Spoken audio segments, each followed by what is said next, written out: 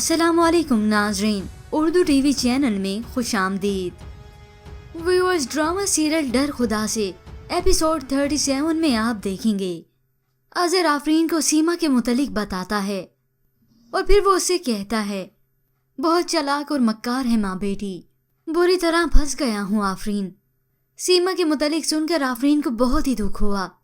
वो तीमारदारी करने के लिए सीमा के पास अस्पताल आई है तो शैला, जो कि मनफी सोच की मालिक है, वो आफरीन को यहाँ पाकर कहती है, ये सिर्फ हमारी बेबसी के मज़े लेने आई है और कुछ नहीं।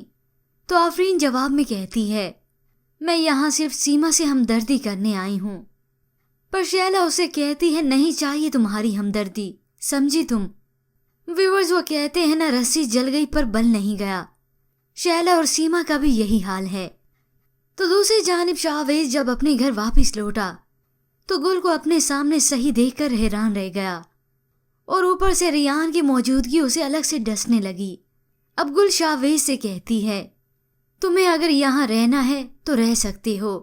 ये सुनकर शाहवेज को उम्मीद की किरण नजर आई, पर गुल अब उससे कहती है, लेकिन एक शर्त पर, तुम्हें इस मनहूस औरत को तलाक देनी होगी, अभी और इसी वक्त। तमकीन ये सुनते ही दंग रह गई। तो शाहवेज मुस्कुराते हुए उसके पास आता है। उसकी मुस्कुराहट देखकर तमकीन भी मुस्कुराई, लेकिन ये मुस्कुराहट अमन की नहीं बल्कि एक बहुत बड़ा तूफान लाने वाली है, क्योंकि शाहवेज तमकीन को उसी वक्त खड़े खड़े तलाक दे देता है। तमकीन अब कहीं की भी ना रही। उसे अपनी बहन की कई बातें याद आ रही हैं। उसके पास सिवाय आंसुओं के अब कुछ भी नहीं। तलाक मिलने के बाद वो रात के उसी पहर घर से निकल गई। वो रोते हुए घर आ रही है। आफरीन ने जब दरवाज़ा खोला तो अपनी बहन को रोते हुए पाकर परेशान हो गई। वो उसे दिलासा देते हुए अंदर कमरे में लेकर आती है।